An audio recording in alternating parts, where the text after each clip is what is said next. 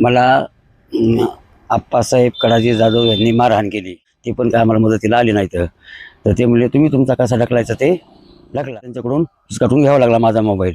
तर घेतल्यानंतर त्यांना राग आला. शिवाय त्यांना खाली गाडीच्या उतरून मला मारहाण चालू केली. मारहाण चालू केल्याच्या नंतर लगेच थोड्याच वेळामध्ये 7-8 जण पोर आले. त्यांचे म्हणजे लोकेशनचे पोर असते. तर ते लोकेशनचे पोर आले. त्यांनी पण मला मारहाण केली. बंद झालेत आणि तरीही अवैधरित्या वाळू उपसा चालू आहे. अशाच एक प्रकार एका सोबत घडलेला आहे की जे अवैध वाळू उपसा करणारे जी व्यक्ती आहेत त्यांनी जीवे मारण्याची धमकी दिलेली आहे ताकद म्हणून. आणि त्यांनी माजलगावच्या DYSP ऑफिसला लेखी तक्रार दिलेली आहे. त्या तक्रारीत त्यांनी काय म्हटलं आहे आपण त्यांच्याकडनं जाणून घेऊ. तुम्ही DYSP ऑफिसला काय तक्रार दिली आहे, कोणाच्या विरोधात तक्रार दिली आहे, तुमच्यासोबत काय प्रकार घडलाय, तुमच्यावर काय अन्याय झालेला आहे हे आम्हाला व्यवस्थित सांगा सविस्तर. कारण मी आमच्या गावाकडं आमच्या गावातला सुनील किसन ताकट यांच्यावर मला फोन आला. मला म्हणले तात्या म्हणले माझ्या रिक्षाचं कलस वायर तुटलं आहे. तर तुम्ही कलस वायर तुमच्याकडे असलेलं ते घेऊन या. तर परत मी रोडवर मोटरसायकलवर कलस वायर घेऊन गेलो असता तिथं रिक्षा खड्ड्याच्या तिथं होता. तर ते बाजूला पण असं रस्त्यात असल्यामुळं मी त्यांना म्हणलं थोडं बाजूला घेऊ रिक्षा. तर आम्ही ढकलायचे प्रयत्न केले पण आम्हाला दोघाला काय रिक्षा ढकलला नाही. तर कलस वायर बसवायसाठी म्हणजे आमच्याकडे पकड नव्हती ना, त्याच्यामुळे मला आपलं बाजूला साईडला घेऊ. तर ते साईडला घ्यायला आम्हाला दोघाला ढकलला नाही. म्हणून थोड्याच वेळामध्ये आप्पासाहेबांचा वाळूचा टिपर आला. टिपर आल्याच्या नंतर ड्रायव्हर म्हणले रिक्षा बाजूला काढा. तर आम्ही त्यांना सांगितलं की रिक्षाचं कलस वायर तुटलं आहे आणि परत आमच्याकडे म्हणलं फिटकायला समजा हे नाही पकड नाही तर आम्ही ढकलायला तर आम्हाला दोघाला पण काय ते ढकलत नाही. तुम्ही थोडं मदतीला या. तर मदतीला यामुळे तर ते काय मदतीला आले नाही. तर मग लगेच मग थोड्या वेळामध्ये आप्पासाहेबांची गाडीच आली डायरेक्ट. आल्यानंतर म्हणजे रिक्षा कोणाचा आहे म्हणजे मला विचारलं. मी म्हणलं ह्यांच्यावाला आहे. ते म्हणजे रिक्षा बाजूला घ्या. त्या रिक्षाला बाजूला घ्या म्हणल्याच्या नंतर आम्ही म्हणलं असं त्याच्यावर झालेलं आहे, कलस वायर तुटलेलं आहे, ते काय ढकलणार तुमच्या ड्रायव्हर साहेबांना. म्हणलं आम्हाला ढकलत नाही. मग थोड्या वेळ थांब लागेल. तर लगेच त्यांनी ड्रायव्हरला सांगितलं अंगावर गाडी ह्यांच्यावाल्या घालून जाऊ दे आपली गाडी कशी आहे त्याची. तर सांगितलं मी लगेच तिथून लगेच ताबडतोब आप्पासाहेबांच्याकडे गेलो. त्यांच्याकडे गेल्याच्या नंतर त्यांना म्हणलं आप्पासाहेब तुम्ही असं बोलणं योग्य नाही. म्हणलं आम्ही का तुम्हाला ओळखीत नाही काय तुम्ही असं हे करणं योग्य नाही. तर ते म्हणले योग्य नाही म्हणजे नाही. म्हणलं हो म्हणलं असं म्हणलं दादा आमच्या अंगावर गाडी घालून म्हणलं योग्य नाही. म्हणलं ह्याच्या आधी म्हणलं 2 दिवसाखाली म्हणलं तुमच्यावर टिपर म्हणलं रिक्षावाला असंच धडकलं होतं म्हणलं.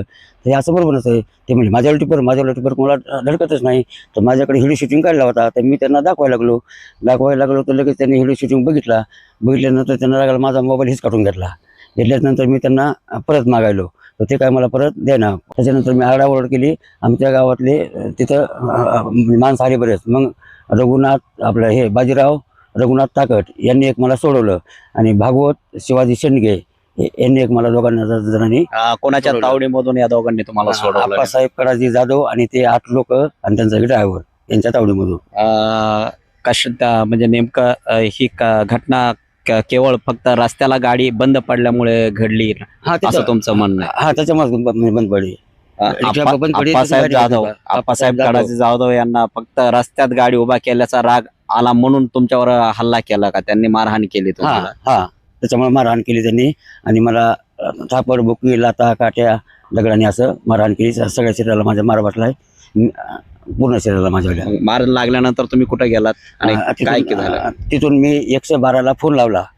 तर तिथं मी 112ला फोन 10, 11, 12च्या म्हणजे वेळेस फोन लावला तरी मला काही मदत मिळाली नाही. त्याच्यानंतर मला सरपंचाच्या मुलाचा फोन आला मला की असं काय झालं का तुझ्यावर? तर म्हणलं हो मला असं झालं. मला मारहाण झाली. म्हणलं त्या आप्पासाहेब जाधवांनी मारहाण केली. तर ठीक आहे म्हणले मी येतो तिकडं. मग ते माझ्याकडे आले आणि परत मला त्यांनी उशिरा इथं पोलीस स्टेशनला आणलं. पोलीस स्टेशनवरनं मला इथून एक पावती दिली दवाखान्यात जा म्हणून मार बघून. तर त्याच्यानंतर मग दवाखान्यात गेल्यानंतर ते म्हणले तुमचे म्हणले CT स्कॅन हे की त्यासाठी गेलो. तर माझी तक्रार दिल्याच्या नंतर आणखीही कुठलीही कारवाई झालेली नाही और मला न्याय मिळालेला नाही. मी कानिकनाथ असुरबा ताकट. खरोखर एकीकडे पाहायला गेलं तर लोकांना न्याय देण्यासाठी न्याय व्यवस्थेची ही पायरी म्हणजेच पोलीस प्रशासन किंवा कोर्ट असेल. पण पोलीस प्रशासनाकडे कितीही चक्रा मारल्या तरी सर्वसामान्य नागरिकांना न्याय मिळत नसल्याचे चित्र समोर आले आहे. ताकट यांना जे की अवैध वाळू उपसा करतायत त्या लोकांकडून बेदम मारहाण होते, मारहाण झालेली आहे. त्यांना माजलगावच्या रुग्णालयामध्ये दाखल केले असता तिथून त्यांना पुढे बीडच्या शासकीय रुग्णालयामध्ये रेफर करावं लागलं. त्यांना तिथं उपचार घेऊन बरे होतात न होते की माजलगावच्या DYSP ऑफिसला त्यांना लेखी तक्रार स्वरूपात त्यांनी दाखल केलेली आहे. परंतु अद्यापही या मुजर आणि पैशावाल्या लोकांना चा बंदोबस्त पोलीस प्रशासन करत नाही. नेमकं याचं कारण काय? का पोलीस प्रशासन अशा अवैध धंदे करणाऱ्याकडनं हप्ते तर घेत नाहीत का, असा प्रश्न या निमित्ताने उपस्थित होत आहे. सर्वसामान्य नागरिकाला न्याय पोलीस प्रशासन नक्कीच देईल का, हेही पाहणं आता तितकंच गरजेचं आहे. लोकप्रकाश मराठीसाठी राजरतन डोंगरे, बीड, माजलगाव.